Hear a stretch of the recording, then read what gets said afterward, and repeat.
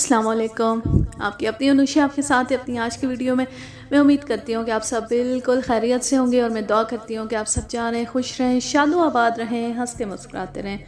میں آپ کو سنا رہی ہوں ریٹائرڈ ڈی ایس پی ملک صفدر حیات کی ایک اور کرائم سٹوری جس کا نام ہے تخم زر. تو چلیں شروع کرتے ہیں. میں نے موضوع بدلتے ہوئے عفت سے پوچھا، یہ شوکا کس قسم کا بندہ ہے؟ اس کے چہرے پر ناگواری کا تاثر پیدا ہوا. ایک لمحے کو رک کر بولی، مجھے نفرت ہے اس کی شکل سے، ذرا اچھا نہیں لگتا وہ مجھے. اس ناپسندیدگی کی وجہ؟ وہ چودھری مراتب علی کا منہ چڑھائے.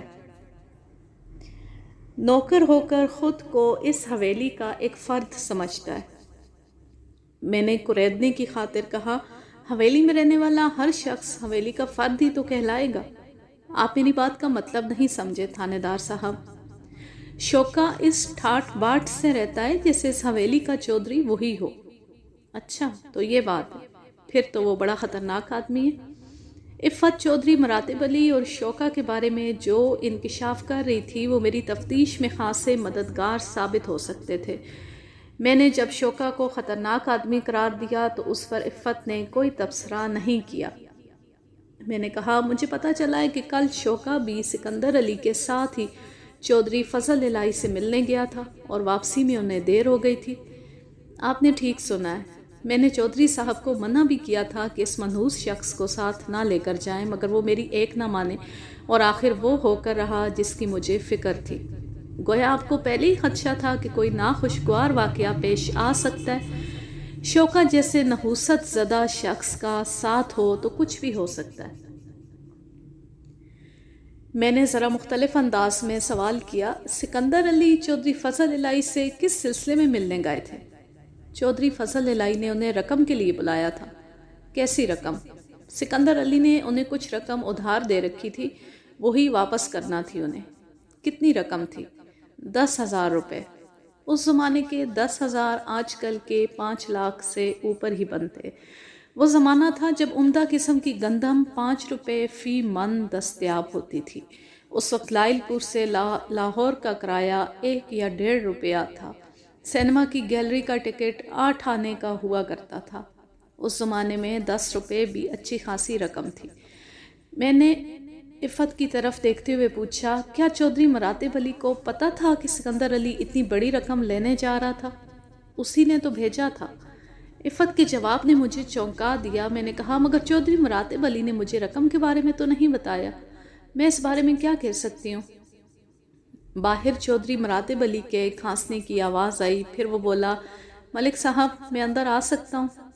تھانے دار صاحب آپ چودھری کو کچھ نہ بتائیے گا، عفت نے التجائیہ لہجے میں کہا. آپ فکر ہی نہ کریں، میں نے اسے اور آپ بھی اس گفتگو کا چودھری سے ذکر نہیں کریں گے. میں آ رہا ہوں چودھری صاحب. میں کمرے سے باہر نکلا تو چودھری نے کہا، کچھ زیادہ ہی لمبی باتیں نہیں ہو گئی؟ ادھر بیٹھک میں بیٹھے ہم انتظار میں سوکھ رہے ہیں. میں نے اس کی بات کا جواب دینے کے بجائے پوچھا، کیا اسحاق پہلوان آ گیا ہے؟ اسحاق بھی آ گیا ہے اور شوکا بھی ادھر ہی بیٹھا ہے، چودھری نے بتایا. پھر کہا، لیکن کسی قسم کی کارروائی سے پہلے آپ کو کھانا کھانا پڑے گا. یہ میرے لیے ڈوب مرنے کا مقام ہے کہ آپ میرے غریب خانے پر آئے ہیں اور ابھی تک میں آپ کی کوئی خدمت نہیں کر سکا. آپ خواہ تکلف نہ کریں چودھری صاحب. کھانا آپ پر ادھار رہا، پھر کبھی کھا لیں گے. پہلے قانونی کام ضروری ہے. ہم باتیں کرتے ہوئے حویلی کے وسیع و عریض صحن سے گزرے تو ایک جانب دیوار کے ساتھ میں نے ایک ضعیف شخص کو ایک پلنگ پر دھوپ سینکتے ہوئے دیکھا. شاید پہلے میری اس پر نظر نہیں پڑی تھی. میرے قدم خود بخود پلنگ نشین کی جانب بڑھ گئے. چودھری نے کہا، یہ ابا جی ہیں، چودھری شہادت علی. میں پہلے ہی سمجھ گیا تھا، اس لیے اس طرف بڑھا تھا.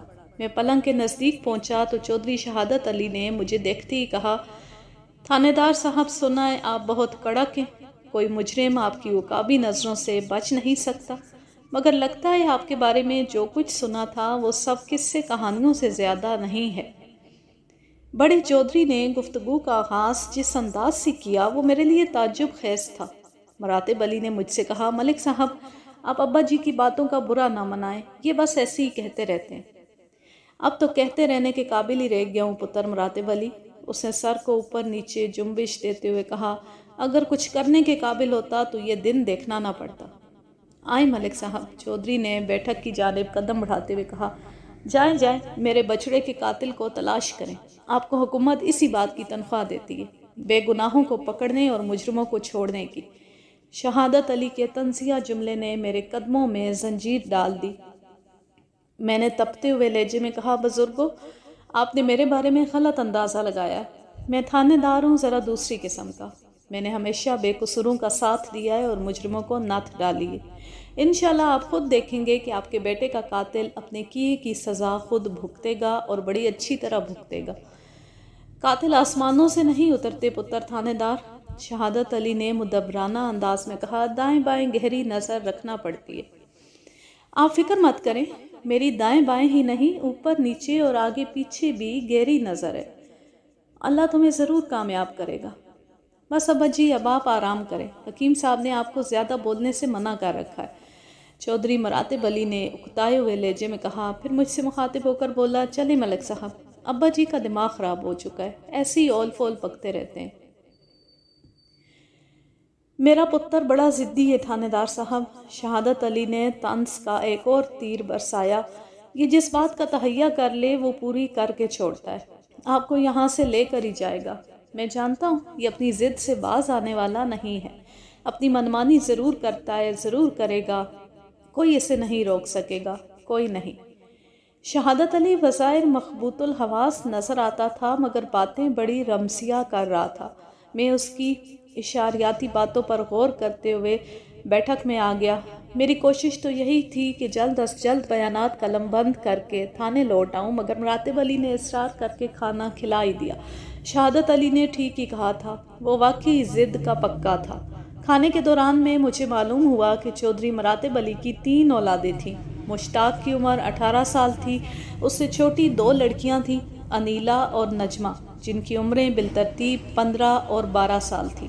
مراتب علی کی بیوی کا نام سعیدہ خاتون تھا۔ عفت اور شہادت علی کی باتوں نے مجھے بری طرح الجھا کر رکھ دیا تھا۔ چودھری مراتب علی نے 10,000 کی رقم کا کوئی ذکر نہیں کیا تھا، جبکہ عفت کا کہنا تھا کہ سکندر علی وہ رقم لینے چودھری فضل الہی کے گاؤں گیا تھا اور مراتب علی نے ہی اسے بھیجا تھا۔ پھر شہادت علی کی مینی خیز گفتگو۔ میں نے دل میں فیصلہ کر لیا کہ ابھی مراتب علی سے رقم کے بارے میں استفسار نہیں کروں گا، پہلے فضل الہی سے اس بات کی تصدیق کر لوں کہ وقوعے کے روز اس نے سکندر علی کو رقم دی بھی تھی یا نہیں۔ اسحاق پہلوان سے کوئی کام کی بات معلوم نہ ہو سکی۔ اس کے بیان کے مطابق ابھی وہ اکھاڑے میں پہنچا بھی نہیں تھا کہ سامنے سے آتے ہوئے بشیر کمہار نے اسے بتایا کہ ادھر کھوہ کے پاس کسی کی لاش پڑی ہوئی ہے۔ اسحاق نے جا کر دیکھا اور پہچان لیا، وہ چودھری سکندر علی کی لاش تھی۔ میں نے بشیر کمہار کو بھی وہیں بلا لیا۔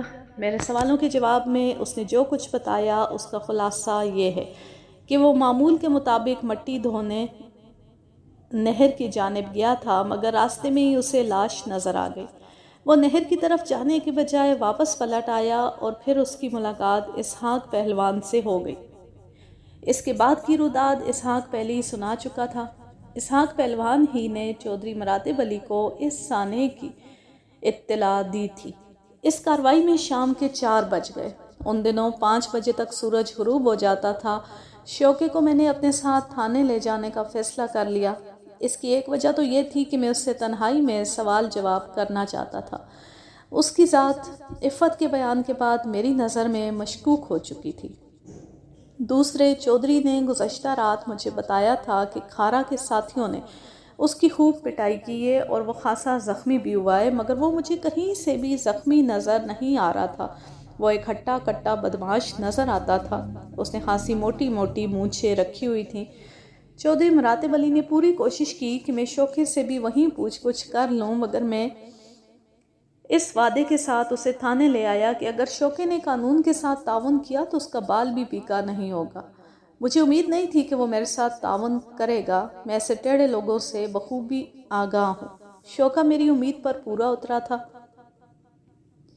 اس نے میرے ہر سوال کا الٹا جواب دیا، حتیٰ کہ جب میں نے اس سے پوچھا، چودھری نے تو بتایا تھا کہ اسے کھارا کے ساتھیوں نے خوب مارا پیٹا ہے، تو اس نے اس سوال کا بھی بڑا شاندار جواب دیا، ملک صاحب، ان حرامزادوں نے بڑی گجی چھپی ہوئی مار ماری ہے۔ اب وجود کے اندر لگنے والی چوٹیں آپ کو کیسے نظر آ سکتی ہیں؟ یہ تو میں ہی جانتا ہوں یا میرا سونا رب جانتا ہے۔ میں نے شوکے کو حوالدار افضل شاہ کے حوالے کرتے ہوئے کہا، اسے لے جاؤ، یہ آج رات ہمارا مہمان رہے گا، اگر ضرورت پڑی تو کل اس کی خاطر تواضع بھی کریں گے۔ میں سمجھ گیا ملک صاحب، آج اسے بھوکا ہی رکھیں گے۔ دراصل میں چودھری فضل الہی سے عفت کے بیان کی تصدیق کیے بغیر شوکے پر 3rd ڈگری آزمانا نہیں چاہتا تھا، اس کے علاوہ مجھے پوسٹ مارٹم کی رپورٹ کا بھی انتظار تھا۔ دوسرے روز میں نے ایس آئی بہادر علی کو 2 کانسٹیبل دے کر چودھری فضل الہی کے گاؤں روانہ کر دیا۔ اس کے بعد میں نے 8 جوانوں پر مشتمل 3 چھاپہ مار ٹیمیں ترتیب دیں اور انہیں جنگل کے مختلف حصوں میں کھارا ڈاکو کی گرفتاری کے لیے روانہ کر دیا۔ میں نے کوشش کی تھی کہ ہر چھاپہ مار ٹیم میں ایک ایس آئی یا کم از کم ایک اے ایس آئی ضرور ہو۔ جنگل کے سب سے خطرناک مغربی حصے میں نے خود اے ایس آئی امیر خان کے ساتھ جانے کا فیصلہ کیا تھا۔ ہمارا کل کا پروگرام تھا۔ دوپہر کے بعد بہادر علی واپس آ گیا۔ وہ اپنے ساتھ بڑی سنسنی خیز خبریں لایا تھا۔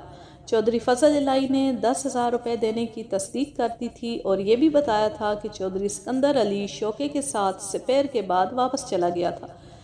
اس حساب سے مغرب تک انہیں اپنے گاؤں پہنچ جانا چاہیے تھا، جبکہ چودھری مراتب علی نے بتایا کہ وہ تقریباً 8:30 بجے واپس آئے تھے، یعنی صرف شوکا ہی واپس پہنچ سکا تھا۔ معاملہ خاصا گمبھیر نظر آ رہا تھا، کہیں کوئی گڑبڑ موجود تھی۔ اسی دوران میں پوسٹ مارٹم کی ابتدائی رپورٹ بھی آ گئی۔ اس رپورٹ کے مطابق سکندر علی کی موت 27 دسمبر کو شام 5 اور 6 بجے کے درمیان واقع ہوئی تھی۔ یہ وہی وقت تھا جب سکندر علی کو اپنے گاؤں پہنچ جانا چاہیے تھا۔ موت کی وجہ وہ گولی تھی جو سر کے آر پار ہو گئی تھی۔ رپورٹ میں اس بات کا بھی ذکر تھا کہ فائر پستول کو پیشانی سے لگا کر کیا گیا تھا اور فوراً ہی مقتول کی موت واقع ہو گئی تھی۔ سکندر علی کی لاش دوسرے دن یعنی 28 دسمبر کو کھیتوں سے ملی تھی۔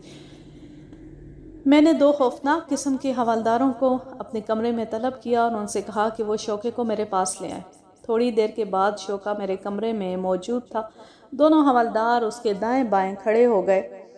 اس سیٹنگ اور حوالداروں کے چہروں کے تاثرات دیکھ کر شوکے کی پیشانی پر تفکر کی گہری پرچھائی نمودار ہوئی۔ وہ سمجھ گیا کہ اس کی شامت آنے والی ہے۔ میں نے کڑکدار آواز میں پوچھا، ہاں بھائی شوکے، کیا پروگرام ہے تیرا؟ سچ بولنے کا ارادہ ہے یا پہلے تھوڑی بہت مالش کرنی پڑے گی؟ میں نے ہمیشہ سچ بولا ہے تھانے دار صاحب، آپ چاہیں تو سب سے پوچھ لیں، رب دی سوں بھی اٹھوا لیں۔ میں نے حوالداروں سے کہا، بھائی جوانوں، اگر شوکا جھوٹ بولے گا تو اپنا دایاں ہاتھ اوپر اٹھا دوں گا، آپ نے اسے جھوٹ کا انعام دینا ہے۔ فکر ہی نہ کرے ملک صاحب، ایسا انعام دیں گے کہ 7 نسلیں یاد رکھیں گی۔ میں نے شوکے سے پوچھا، چودھری فضل الہی کی حویلی سے آپ لوگ کتنے بجے نکلے تھے؟ ایک لمحے کے تامل کے بعد اس نے جواب دیا، مغرب کے بعد جناب۔ میں نے دایاں ہاتھ اوپر اٹھا دیا۔ اس کے ساتھ ہی ایک حوالدار نے زناٹے دار تھپڑ اس کے منہ پر رسید کیا۔ اگلی لمحے اس کے ہونٹوں سے خون رسنے لگا۔ ملک صاحب، آپ میرے ساتھ بڑی زیادتی کر رہے ہیں۔ وہ ہاتھ کی پشت سے خون صاف کرتے ہوئے بولا، میں نے پہلے ہی کہہ دیا تھا کہ جھوٹ نہ بولنا۔ بھائی باپ، میں نے کوئی جھوٹ نہیں بولا۔ اوئے چھچھندر کی اولاد، وہ تیری ماں کا قسم، چودھری فضل الہی تو کہتا ہے کہ تم وہاں سے عصر کے وقت نکلے تھے۔ چودھری صاحب کو مغالطہ ہوا ہوگا۔ اس کی بات ختم ہونے سے پہلے ہی میرا ہاتھ اٹھ گیا۔ شوکے کی ایک دردناک چیخ کمرے کی فضا میں بلند ہوئی۔ ایک حوالدار نے اس کے پیٹ میں طوفانی گھونسا رسید کر دیا، گجی مار اسے پہلے ہی بہت پڑ چکی ہے، کچھ ظاہری فنکاری بھی دکھاؤ بھائی۔ میں نے حوالدار سے کہا۔ شوکے نے رحم طلب نظروں سے میری طرف دیکھا۔ کھارا ڈاکو نے کتنے بجے گھیرا تھا آپ لوگوں کو؟ مجھے صحیح ٹائم کا اندازہ نہیں ہے جناب، 8 کے بعد کا ہی وقت تھا۔ میں نے حوالدار کو تیز شدہ اشارہ کیا، ہائے میں مر گیا۔ اب تمہارا ایک جھوٹ بھی نہیں چل سکے گا بچو، پوسٹ مارٹم کی رپورٹ نے سب کچھ واضح کر دیا۔ آپ میری بات کا یقین کیوں نہیں کرتے ملک صاحب؟ میں بالکل بے قصور ہوں، میں نے کچھ نہیں کیا۔ تم نے کیا کیا ہے اور کیا نہیں کیا، اس کا تمہیں پتہ چلا ہی لوں گا۔ پہلے ذرا تمہاری زبان سے سچ جھوٹ کا پول تو کھول لوں۔ ओए खोते के खुर, तुम्हें अपनी जान प्यारी नहीं है? मलिक होरंग के सामने झूठ बोलता है। एक हवलदार ने उसकी गर्दन पर हाथ जमाते हुए कहा, देखो शौकी, हमें सब कुछ पता चल गया। हमने चौधरी फजल इलाही से मुलाकात भी कर ली है और लाश का पोस्टमार्टम भी हो चुका है। अब तुम अगर झूठ का सहारा लेने की कोशिश करोगे तो बुरी तरह फंस जाओगे। अभी केस मेरे हाथों में है। अगर मुझे सच सच सूरत हाल बता दोगे तो मैं तुम्हें बचाने की कोशिश करूंगा, वरना समझो कि फांसी का फंदा तुम्हारे लिए तैयार है। मैंने ऐसा कौन सा जुर्म किया है जनाब? तुमने सिकंदर अली को कत्ल किया है। ये आप क्या कह रहे हैं जनाब? चौधरी साहब को तो खारा डाकू अगवा करके ले गया था और दूसरे दिन। मेरे इशारे पर हवलदार ने उसकी पिंडली पर एक जोरदार ठुड्डा रसीद किया। मैंने कहा, शौके में तुम्हारी सारी बदमाशी निकाल दूंगा। तुम मुझे जानते नहीं हो, आप खामखा मुझे मार रहे हैं जनाब। चौधरी साहब का कत्ल खारा डाकू ने किया है।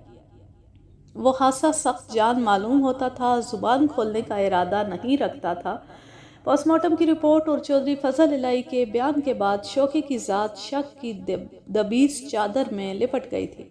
या तो उसने खुद चौधरी सिकंदर अली को कत्ल किया था या फिर इस कत्ल के बारे में बहुत कुछ जानता था।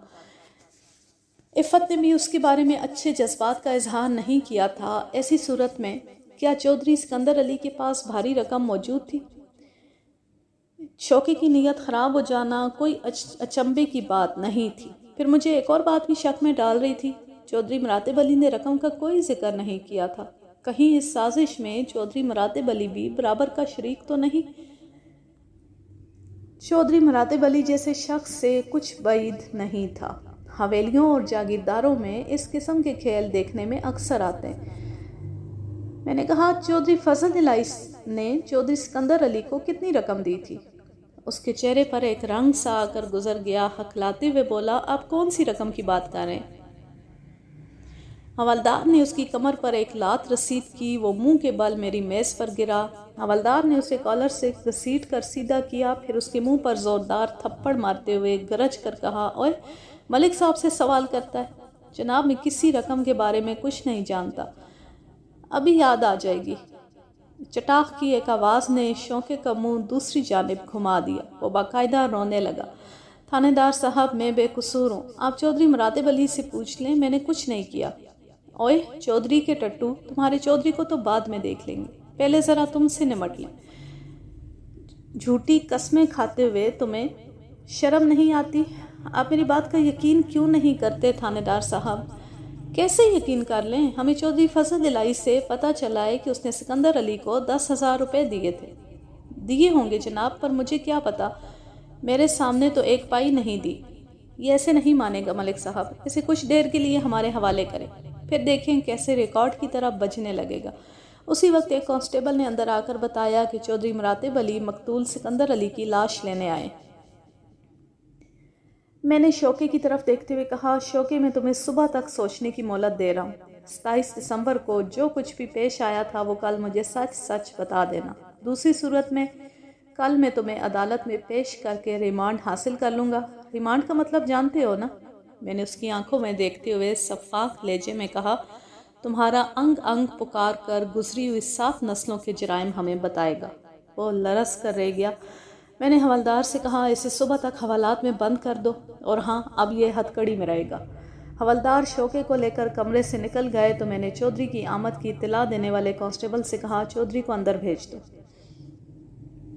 वो यस सर कहता हुआ वहाँ से चला गया। थोड़ी देर के बाद चौधरी मरातिब अली मेरे सामने मौजूद था। उसने आते ही कहा, मलिक साहब, आपने शौके को किस जुर्म में हथकड़ी लगाई है? उसका जुर्म बड़ा संगीन है, मैंने सख्त लहजे में कहा। आपके भाई की लाश बाहर बरामदे में रखिए, आप उसके कफनाने दफनाने का इंतज़ाम करें और कल सुबह थाने आ जाए। आपका भी बयान होना है। मेरा बयान किस चक्कर में होगा जनाब? बस जी, हमें कागजी कार्रवाई तो करना ही पड़ती है, आखिर आप मकतूल के वारिस हैं, एक बयान आपकी तरफ से भी तो होगा। वो इत्मीनान बख्श लहजे में बोला, वो तो ठीक है मलिक साहब, लेकिन आपने शौके को क्यों कैद कर रखा है? मुझे उससे कुछ मोहब्बत हो गई है, मैंने खैस अंदाज में कहा। आप सुबह आएंगे तो तफसीली बात होगी। चौधरी ने ज़्यादा ज़िद नहीं की और सिकंदर अली की लाश लेकर वहाँ से चला गया। मैं चाहता तो उसी वक्त फजल इलाही की फराहम करदा मालूमात की रोशनी में सारी सूरत हाल مراتب علی پر واضح کر دیتا، مگر اس طرح وہ ہوشیار ہو جاتا اور مقتول سکندر علی کی تدفین کھٹائی میں پڑ جاتی۔ پھر میں یہ بھی چاہتا تھا کہ کل چودھری کے آنے سے پہلے میں شوقے کا ریمانڈ حاصل کر لوں۔ چودھری جلدی سے جلدی بھی 10-11 بجے تک تھانے پہنچتا، اس وقت تک میں عدالت سے واپس بھی آ چکا ہوتا۔ شوکا جس حد تک مشکوک ہو چکا تھا اس کے لیے اس کا ریمانڈ ضروری ہو گیا تھا۔ لاتوں ٹھڈوں سے وہ زبان کھولنے والا نہیں تھا۔ میں عدالت سے واپس آیا تو اس وقت تک چودھری مراتب علی تھانے نہیں پہنچا تھا۔ اپنے کمرے کی جانب دیکھتے ہوئے میری نظر برآمدے میں بیٹھے ہوئے جلال الدین پر پڑی۔ اس کے چہرے پر مجھے دبا دبا جوش نظر آیا۔ میں نے شوکے کو حوالدار کے حوالے کیا اور جلال الدین کو اپنے کمرے میں بلا لیا۔ ہاں بھائی جلال الدین، بہت خوش نظر آ رہے ہو، کیا خبر لائے ہو؟ خبر خوشی کی ہے جناب، میں نے افتی پہلوان کا پتہ چلا لیا ہے۔ افتی پہلوان؟ میں نے تمہیں کھارا ڈاکو کا کھوج لگانے کو کہا تھا بابا جلال الدین، میں اسی کی بات کر رہا ہوں۔ مجھے تو وہ کہیں سے ڈاکو شاکو نہیں لگا جناب۔ یہ کیا کہہ رہے ہو تم؟ کسی غلط بندے تک تو نہیں پہنچ گئے؟ جلال الدین سے غلطی نہیں ہو سکتی ملک صاحب، تم نے اسے کہاں دیکھا ہے؟ صرف دیکھا ہی نہیں بلکہ میں اس سے ملاقات بھی کر چکا ہوں۔ کہاں ہے وہ؟ ادھر چک 34 میں ایک بیوہ رہتی ہے، جیرا اس کا نام ہے، افتی اسی بیوہ کے گھر میں رہتا ہے۔ تمہاری اس سے کہاں ملاقات ہوئی؟ اسے کوئی شک تو نہیں ہوا؟ بالکل نہیں سرکار، وہ چک ہی میں اینٹوں کے ایک بھٹے پر کام کرتا ہے، میں اس سے وہیں ملا تھا۔ میں نے خود کو ایک بے روزگار مزدور ظاہر کیا تھا اور اس سے درخواست کی تھی کہ مجھے وہاں کوئی کام دلا دے۔ میں نے فوری طور پر چک 34 جانے کا فیصلہ کر لیا۔ اس وقت تک ASI امیر خان آ چکا تھا۔ میں نے اسے فوری تیاری کا حکم دیا، پھر جلال الدین سے کہا تم بھی ہمارے ساتھ چلو گے؟ جو آپ کا حکم ملک صاحب، یہ بندہ تو آپ کا غلام ہے۔ ASI نے پوچھا ملک صاحب وہاں وردی میں ہی چلیں گے کیا؟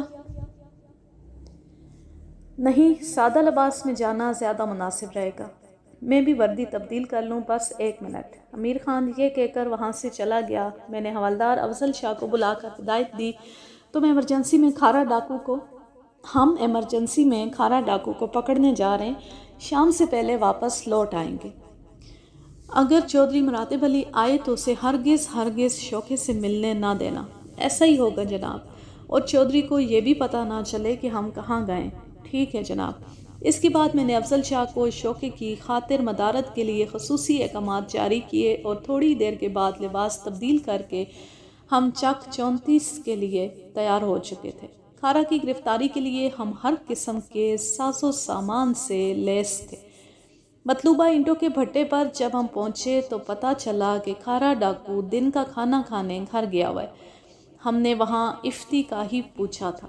جلال الدین نے مجھے بتایا تھا کہ بھٹے والے اسے اسی نام سے جانتے ہیں۔ اس وقت دوپہر کا 1 بج رہا تھا۔ میں نے بابا جلال الدین سے پوچھا کیا خیال ہے، اس کے گھر چلیں؟ تم نے تو اس کا گھر بھی دیکھ رکھا ہے۔ جو مناسب سمجھے، میں تو ہر طرح تیار ہوں۔ امیر خان نے کہا یہاں انتظار کرنے سے بہتر ہے کہ اس کے گھر ہی چلیں۔ اس کا گھر یہاں سے کتنی دور ہے؟ 3 منٹ میں پہنچ جائیں گے۔ کچھ ہی دیر کے بعد میں جیرا نامی اس بیوہ کے دروازے پر دستک دے رہا تھا۔ جلال الدین اور امیر خان کو میں نے گلی کی نکڑ پر ٹھہرنے کو کہا تھا۔ جلال الدین مطلوبہ گھر کی نشاندہی کرنے کے بعد واپس امیر خان کے پاس چلا گیا تھا۔ میں نہیں چاہتا تھا کہ جیرا اپنے دروازے پر بھیڑ بھاڑ دیکھ کر محتاط ہو جائے اور کھارا کو نکلنے کا موقع مل جائے۔ حالانکہ جلال الدین نے بتایا تھا کہ وہ کہیں سے بھی ڈاکو نظر نہیں آتا، مگر میں نے اپنی پیشہ ورانہ زندگی میں ایسے ڈاکو دیکھے تھے جو دن کی روشنی میں فقیری کا چولا اوڑھے لوگوں کو درازی عمر کی دعائیں دیا کرتے تھے۔ دروازہ ادھیڑ عمر کی ایک عورت نے کھولا۔ میں نے کہا السلام علیکم۔ اس نے میرے اسلام کا جواب دیا۔ میں نے پوچھا جیرا کا گھر یہی ہے؟ ہاں پتر، میں ہی جیرا ہوں، پر تم کون ہو اور مجھ سے کیا کام ہے؟ میرا نام اللہ رکھا ہے اور میں شاہ پور سے آیا ہوں، پر میں نے تمہیں اس سے پہلے کبھی نہیں دیکھا۔ مجھے افتی سے کچھ ضروری کام ہے، وہ یہیں رہتا ہے نا؟ کیا کام ہے افتی سے؟ میں اس کا ایک پرانا دوست ہوں۔ اس نے جیل جانے سے پہلے میرے پاس ایک امانت رکھوائی تھی۔ مجھے پچھلے دنوں پتہ چلا تھا کہ وہ رہا ہو گیا ہے۔ میں اس کی امانت واپس کرنے آیا ہوں۔ کیا نام بتایا تھا تم نے؟ میں نے اپنا پہلے بتایا ہوا نام دہرایا، پھر کہا افتی گھر میں ہی ہے نا؟ اتنی دیر میں گھر کے اندرونی حصے سے ایک مردانہ آواز آئی، ماسی کون آیا ہے؟ ماسی جیرا نے اندر کی جانب منہ کر کے کہا، پتر افتی، تمہارا دوست اللہ رکھا ہے شاہ پور سے آیا ہے۔ میں نے اس موقع سے فائدہ اٹھاتے ہوئے ASI امیر خان کو اشارہ کر دیا۔ وہ پلک چپکتے میں میرے پاس پہنچ گیا۔ اسی دوران مجھے دروازے میں کسی مرد کی جھلک دکھائی دی۔ جیرا دروازے سے ہٹ گئی تھی۔ میں اور امیر خان بھرا مار کر گھر کے اندر داخل ہو گئے۔ پھر اس سے قبل کہ افتی صورتحال کو سمجھ سکتا، امیر خان نے اسے اپنی مضبوط باہوں میں جکڑ لیا۔ وہ امیر خان کی گرفت میں بری طرح مچل رہا تھا۔ وہ اگرچہ بڑھاپے میں قدم رکھ چکا تھا مگر اس کی پہلوانی تن فن ابھی تک باقی تھی۔ میں نے آگے بڑھ کر اسے ہتھکڑی پہنا دی، پھر خالص تھانے دارانہ لہجے میں کہا، بس بھائی کھارا پہلوان، تمہارا کھیل ختم ہو چکا ہے۔ آپ کون لوگ ہیں؟ اس نے ہتھکڑی میں بند کلائیوں کو جھٹکتے ہوئے کہا، تمہاری ماں کے ساکھ ہیں، یعنی رشتہ دار ہیں۔ امیر خان نے اسے دھکا دیتے ہوئے کہا، ہمارے درمیان وہی اصلی رشتہ ہے جو ایک ڈاکو اور قانون کے بیچ ہوتا ہے۔ پولیس؟ اس کے حلق سے تحیر آمیز آواز برآمد ہوئی۔ بالکل ٹھیک سمجھے ہو، میرا نام ملک صفدر حیات ہے، میں چودھری مراتب علی کے علاقے کا تھانے دار ہوں۔ چودھری مراتب علی کے ذکر پر میں نے اس کی آنکھوں میں نفرت کی چنگاریاں سی پھوٹتی ہوئی دیکھیں۔ اس نے ہونٹوں پر زبان پھیرتے ہوئے پوچھا، آپ مجھے کس جرم میں گرفتار کر رہے ہیں؟ جرم تو تھانے جا کر پتہ چلے گا کھارا ڈاکو۔ آج کل بڑی تھرتھلی مچا رکھی ہے تم نے۔ آپ مجھے بار بار ڈاکو کیوں کہہ رہے ہیں؟ اور میرا نام کھارا نہیں افتی ہے، افتخار پہلوان۔ اوئے پہلوان کے مامے، قانون کی آنکھوں میں دھول جھونکتا ہے۔ میں نے اس کے منہ پر ایک چپیڑ رسید کی۔ تھانے دار صاحب، آپ کو کسی نے غلط بتایا، میرا بھانجا ڈاکو نہیں ہو سکتا۔ یہ یقیناً چودھریوں کی کوئی چال ہے۔ آج کے لیے بس اتنا ہی، اب میں لیتی ہوں آپ سے اجازت۔ جانے خوش رہیں، شاد و آباد رہیں، ہنستے مسکراتے رہیں۔ اللہ حافظ، اللہ نگہبان۔